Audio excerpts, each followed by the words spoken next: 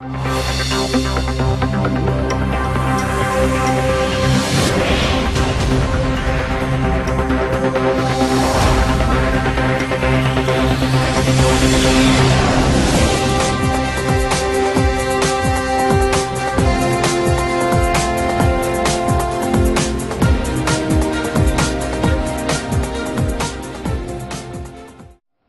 afternoon and welcome to CH4 Plus One News. I'm Danielle. I'm Nancy, and today we're going to take a look at climate change and how it affects Venezuela. Climate change has been a hot topic lately, especially with the Paris COP21 in early December of 2015. COP stands for Conference of Parties, and countries come together here to discuss climate change. For those who may not know, our climate has become increasingly warm due to greenhouse gas emissions such as carbon dioxide and methane. In an effort to address the rising temperatures, the UNFCCC was formed in 1992. Eventually, the Kyoto Protocol was put into effect to curb rising temperatures, but the protocol ended up failing due to tensions between countries, among other reasons. The Paris COP addresses this by encouraging cooperation between countries rather than competition. Overall, the goal is to reduce harmful greenhouse gases globally. These gases are natural, but industrialization and human activity has contributed a drastic increase in these gases. Driving cars, using electricity, and even the meat industry all contribute to the rising temperature. At the Paris conference, one of the goals for the countries involved is to meet their required emission reduction by the Stockton in 2030. The increase in temperature can lead to the melting of our polar ice caps and rising sea level, leaving not only Antarctica in turmoil, but also affecting us here in Venezuela. Because of climate change, we are now more vulnerable to coastal storms, diseases, and more. People in Venezuela are feeling the effects firsthand as many low-lying homes are going underwater from this sea rise. In order to keep our audience well informed, we have brought a few guests to discuss the implication of our changing climate and what we can do about it. Amina, Ashley, and Richard will discuss their specific field with us today. First, we will have Amina, who will focus on the vulnerability and opportunity on climate change regarding Venezuela's environment. Ashlyn, our other guest, will focus on the involvement and decisions made by Venezuela over time, and Richard will discuss the vulnerabilities of the people. Now over to Amina, who is currently volunteering her time as a climate scientist in Australia. Hi, my name is Abdul-Kareem. I'm out here in the beautiful city of Sydney, Australia, and I'm researching the carbon sinks in Australia, and I will be focusing on the vulnerabilities and opportunities in the environment of Venezuela. There are many ecological, political, social, and, of course, economic vulnerabilities and opportunities that Venezuela has to face. Today, I'm just here to talk about a few. So one vulnerability is deforestation. A surprising statistic is that Venezuela has ranked among the top 10 countries with the highest deforestation rates on the planet. Most of the Venezuelan population lives north of the Orinoco River, and as a consequence of living here, many of the past deforestation has occurred in this area. Also, there's a large group called the Yanomami tribe, and they mostly live in rainforests and mountains north of the Orinoco River. They take up just about 9.2 million acres of land and are considered to be the largest isolated tribe in South America. But recently, there's been a lot of cattle ranches in this area, and they have been invading and deforesting their land. So, of course, this has brought up a lot of social controversy, as well as controversy about deforestation and climate change. So now for an opportunity. Volunteering is a great way to help Venezuela's wildlife that has been threatened by deforestation. So many volunteering groups already have been in Venezuela, and they've been working on replanting trees and taking care of forests, which has led to an increase in forests and, of course, a decrease in the deforestation rate. Okay, so due to Venezuela's location, coastal storms is also another vulnerability. So Venezuela is located on the northern coast of South America, so they're right next to the water. So as a consequence of this, they're more susceptible to high winds, which causes clouds, which ultimately results in storms. So people are especially vulnerable who live next to the coast because of these adverse conditions. But there's also an opportunity to live next to the coast, but we'll get to that in a little bit. So because of these coastal storms, many homes have been ruined because of the low-lying lands with the increased intensity of these waters. So although living on the coast does have its downfalls, it also can be super beneficial. So considering grain is a main source of Venezuela's energy, living by the coast is an opportunity for growing crops since there's so much access to water. So Venezuela could potentially benefit from this by growing crops for trade, which would, of course, diversify their economy. This, of course, will help their economy, but it would also reduce the carbon emissions in the air. Also, plants to a certain extent can help climate change. With the sun's energy, plants can capture carbon and convert it into their leaves through photosynthesis. So another great opportunity for Venezuela is their oil source. Venezuela has one of the largest oil reserves in the world, but the oil revenues keep dropping. So Venezuela can start investing in different cleaner energies such as hydro and wind energies, while still, of course, taking advantage of the amount of oil they have, but just saving it for the future. So as we can see here in the slide, in about 200 years, oil will still be one of the most useful resources in the world. So since Venezuela's economy heavily relies on oil, by investing in cleaner energies, they could diversify their economy, but still reducing their oil exports just for now. An important ecological vulnerability is diseases. People who live in warm climates are already vulnerable to diseases. Malaria, for example, is a disease where temperature is particularly crucial. At temperatures below 68 degrees Fahrenheit, Plasmodium falciparum, which causes severe malaria, cannot complete its growth cycle in mosquitoes. So thus it can not be transmitted. So as a result, if global temperatures continue to increase, Venezuelans will be more susceptible to these kinds of diseases. Mudslides are also another huge vulnerability that Venezuela faces. So because of heavy rainfalls, mudslides, which are massive mud that has fallen from a slope or hillside, has left a great amount of the Venezuelan population homeless. So as a result of this natural disaster, Venezuelans have been forced to spend money and time on moving to other places and having less food productivity due to loss of farming fields from mudslides. The desert Los Mandanos de Coro is a great example of natural biodiversity in Venezuela. Not only is this desert a great place for tourism, which of course benefits Venezuela's economy, but it also has carbon dioxide in the ground, which can prevent harmful storms, increase oxygen, producing plants, and many other benefits. Scientists have discovered that humans can live longer if they're exposed to more oxygen and less climate hazards. However, this desert can also be a vulnerability. During storms, the sand is moved, which releases the carbon dioxide that was previously absorbed. This can carry the sand into heavily populated cities and ruin the homes and agricultural land for the people of Venezuela. To conclude, the last country, recently they have been facing shortage of oil revenues, which of course is another crucial vulnerability that has been hurting Venezuela's economy. So as I mentioned before, Venezuela's economy heavily relies on oil. But recently, the oil prices have just fallen to about $33 a barrel, which has been their lowest rate in more than a decade. So as a result of this, Venezuela, who relies on tax revenue from oil production to fund government spending, has been forced to cut public budgets, which have, of course, been stirring up a lot of controversy. The last opportunity we're going to talk about today is tourism. So Venezuela has great natural attractions that could potentially be a major source of revenue. Also, more opportunities for employment would arise, which of course would help Venezuela come closer to diversifying their economy. With a vast amount of beaches, deserts, and forests, Venezuela definitely has potential to further increase their tourism.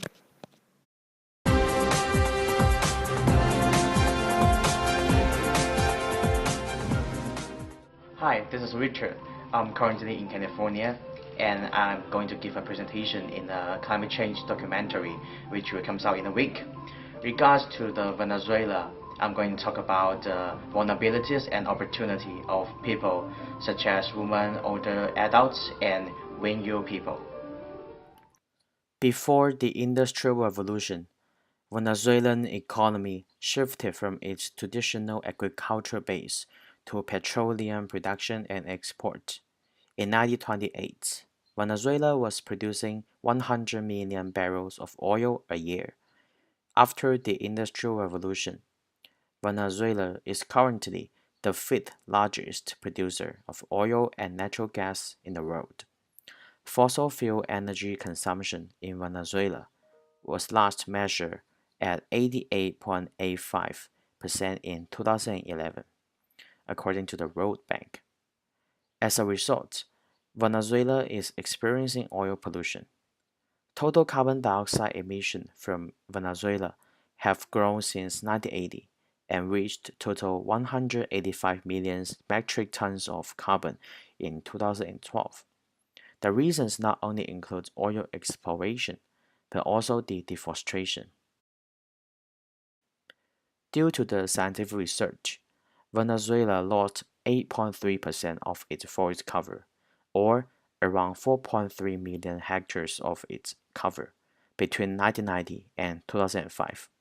Therefore, it is estimated that deforestation contributes about 27 million tons of carbon for 1990 to 2005. Climate change is more serious than we could imagine, and some vulnerable populations are suffer from it, and women is one of them. Higher temperatures can cause there to be rotting of food and make the woman too skinny, potentially lose her job. Also, working in the fields can increase metabolism of women and make her lose more weight as well. With potentially losing her job, she could in turn not to be able to contribute to her family's income or care of their health. Besides women, Wei is a group of indigenous people and they are also vulnerable. Their territory is between Colombian and Venezuelan border. It is located on the coast and the Rio River. The river can potentially flood or become dry out from increasing temperatures, leaving no source of water. With the increasing population of indigenous people, the more demand for food and resources, this could potentially put more people in poverty from unemployment also. Elderly people that are above 50 years old make up 70% of the population in Venezuela. The elderly are unavailable to move as quick for when a scare storm comes along because of decreased means of transportation, and their physical weakness puts them at a disadvantage of providing for themselves, leaving the already vulnerable middle-aged woman in charge of the family's food security. After talking about the vulnerable population, I have 5 recommendations of trade-offs for Venezuela, and here I'm going to talk about some of them.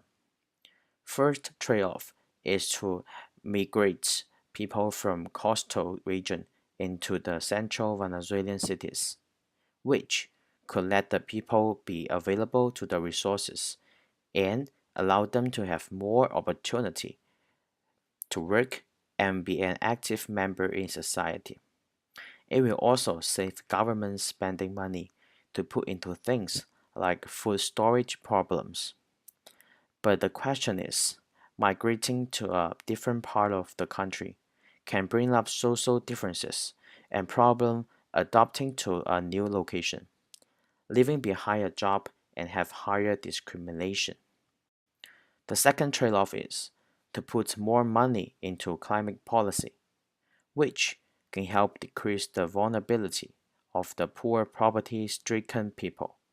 But the distribution of money to climate policy can take away from the money needed for health care or money needed to develop the country into the industrialized society.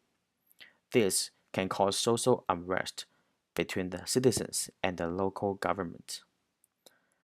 The last trade-off is to switch lighting source of bulbs to LED lights in developed cities, which could consume less watts of energy per year. However, because LED is more expensive than normal bulb, the government has to consider it carefully.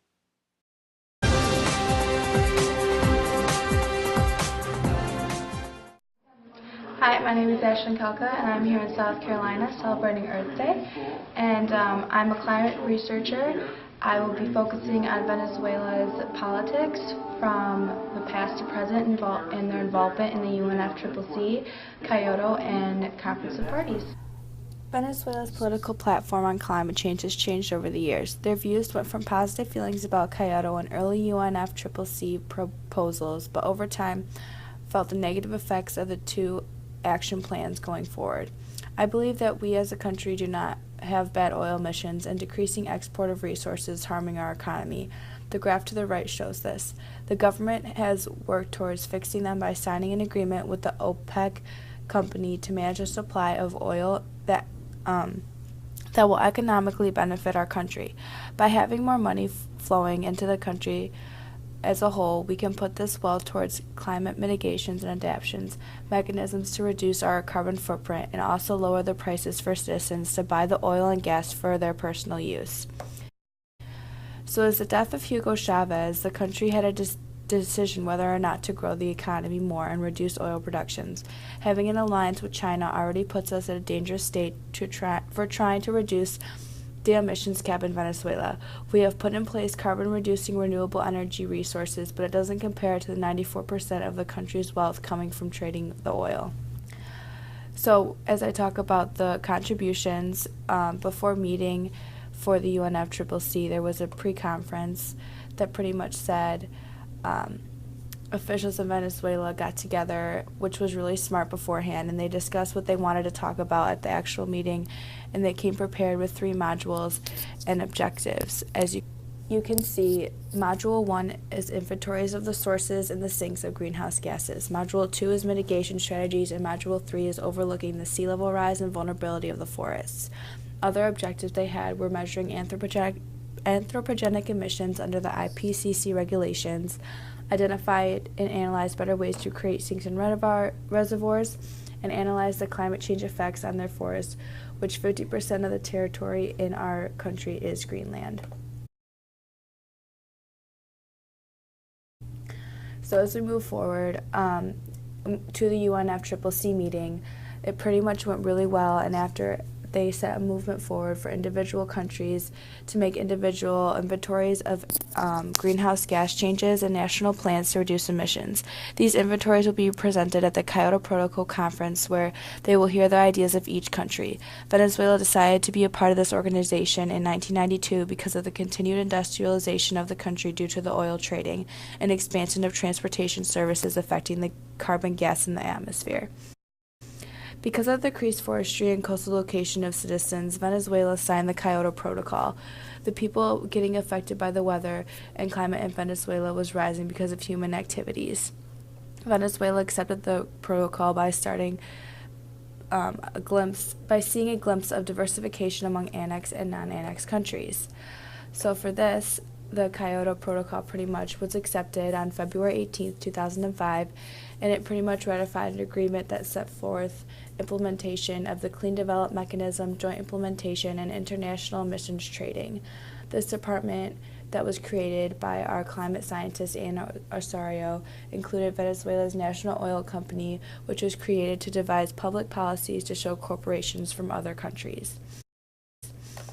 So going from Kyoto Protocol, we moved to the first pre-conference under the UNFCCC, and it pretty much, they had a COP every year, and the Kyoto Protocol was pretty much failing, and because of this, there was a COP to fix it, and it was the COP19.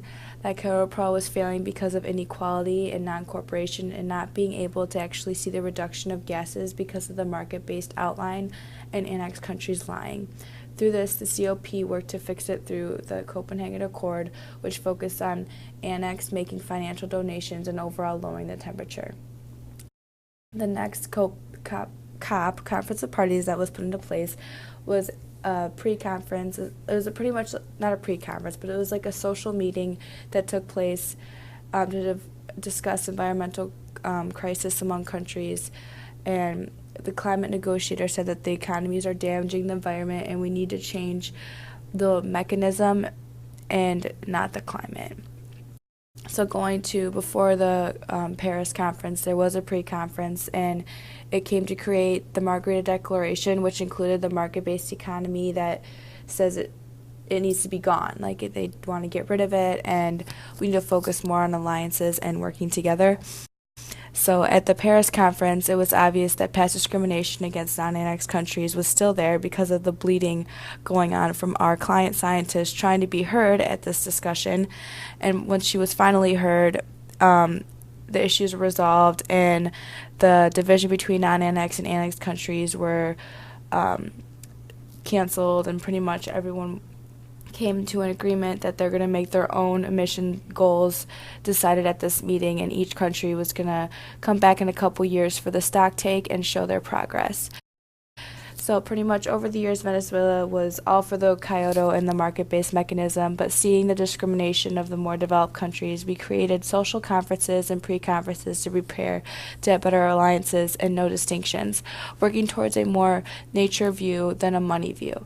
After Paris, they signed an agreement to reduce emissions 20% by 2030. They have decided to take a step back and let the controlling countries see the consequences for their decisions and allow them to either comply or make their own actions moving forward.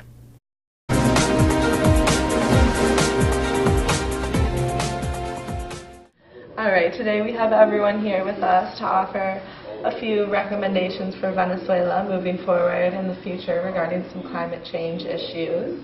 And first we have Ashlyn. So Ashlyn, what are your recommendations for Venezuela? For Venezuela, I think we should have a cleaner investment from a developed country such as maybe the United States, because they are one of the biggest fossil fuel emitters of greenhouse gases. We have a main export of gas emissions, and as we want to make this cleaner oil mechanism, it will help the carbon dioxide stay in the ground, but also it's still contributing to carbon dioxide. So our goal of meeting our 20% reductions by 2030 might not be there, but if we have this investment from a developed country, we can also help our economy. We can still industrialize, but it's still not, and we're going to focus our trading with the United States, but it's still like we're still getting oil out of the ground, just in a little cleaner way. We believe that this would help not only our country, but the United States, as we are a 0.48% emitter too. Alright, and are there any negative implications to your recommendation? Some negative things that might happen, as I said, is we might not be able to meet our 20% emissions reduction because we're still giving off carbon dioxide. It's just not as much. Also, another one would be that previous agreements we've made with developing countries might be dismissed. We might not have trust from countries that are kind of the same economic level as us, which can make very discriminating and biased views at future COP parties. Thank you. And Richard, so do you have a recommendation for Venezuela? Yes, I recommend Venezuela to have required meetings to discuss the faster ways to reduce the emissions every 8 months, leading up to 2030 stock take to discuss and create a further goal to focus on adoption and mitigations. And during these meetings, Venezuela needs to discuss the issue of carbon dioxide, how the financial fluctuation against emission reductions and vulnerable locations and populations.